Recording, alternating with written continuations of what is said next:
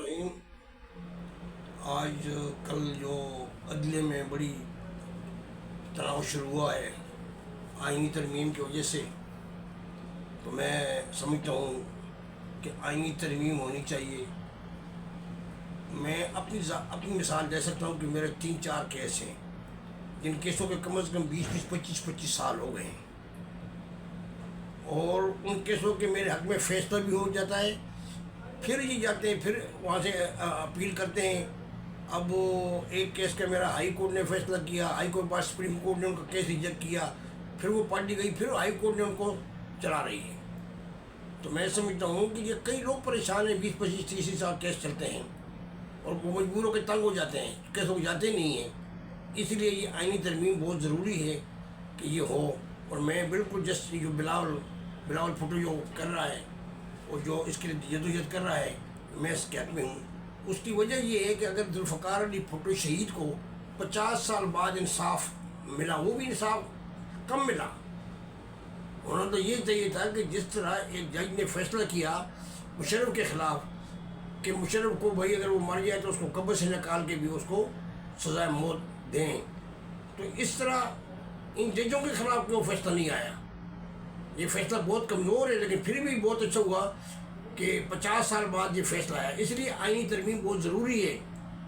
اور جب ایک جج نے کہا کہ بھٹو صاحب کو ساتھ جو جوڈیشل مرڈر ہوا، جسٹس نسیم شاہ نے کہا، تو میں نے اس کے بعد بھٹو صاحب کو ذوالفقار علی بھٹو شہید کے نام سے پکارتا ہوں۔ بڑی ناانصافی ہوئی، اگر اس کے ساتھ جن ناانصافی ہوئی تو عام لوگوں کے ساتھ کیا ہو رہا ہے۔ اسی لیے یہ آئینی ترمیم بہت ضروری ہے، اور ہونا یہ چاہیے کہ جو دیوانی مقدمہ ہے وہ 1 سال میں ختم ہو، اور فوجداری مقدمہ جو 6 ماہ سے زیادہ نہ چلے۔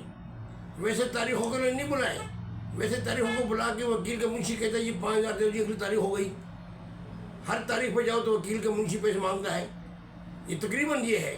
تو ان کو کیا ضرورت ہے فیصلہ ہو؟ 50 کیس لگے ہوتے ہیں ان کے پاس، اٹھائے ہوتے ہیں، سنتے کدھر بھی نہیں ہیں۔ اسی لیے کوئی طریقہ ایسا ہو کہ جب کیس میں بحث ہو تو ان کو بلایا جائے، اور بحث کے اوپر ختم کر کے اس کے بعد فیصلہ ہے۔ مختلف جگہ سیشن جج کرے، اس کے بعد ہائی کورٹ میں جائے، پھر اس کے بعد سپریم کورٹ میں جائے، لیکن فوجداری کیس میں 6 مہینے ہوں اور دیوانی میں 1 سال ہو۔ لوگ کیس کرتے ہیں، وہ خود مر جاتے ہیں، پھر ان کے بیٹے ہوتے ہیں، ان کی بھی جوانی اس میں چلی جاتی ہیں اور فیصلے نہیں آتے۔ جس طرح ابھی سپریم کورٹ کے جج نے ایک فیصلہ کیا ایک خواتین کے حق میں، انصاف اس کو دیا 48 سال بعد، تو یہ کیسے ہو؟ اس لیے سارا نظام خراب ہے۔ آئینی ترمیم بہت ضروری ہے، بہت ضروری ہے۔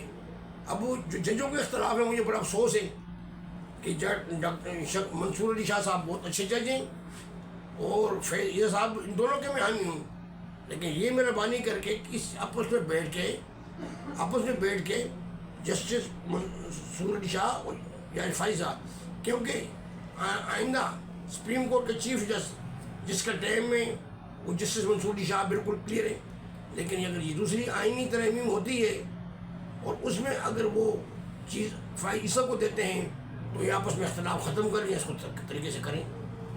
اور مجھے بہت افسوس ہے کہ میرا کیس تو 3 چل رہے ہیں، تینوں کیسوں میں یہ ہو کہ میرے حق میں ہو گئے، پھر وہ اپیل کرتے ہیں، پھر سپریم کورٹ سے واپس آتا ہے، اور 20 سال ہو گئے ہیں، اور میں نے ہر چیف جسٹس کو لکھا، ہر چیف جسٹس کو، لیکن اس کو کچھ بھی نہیں ہوتا ہے۔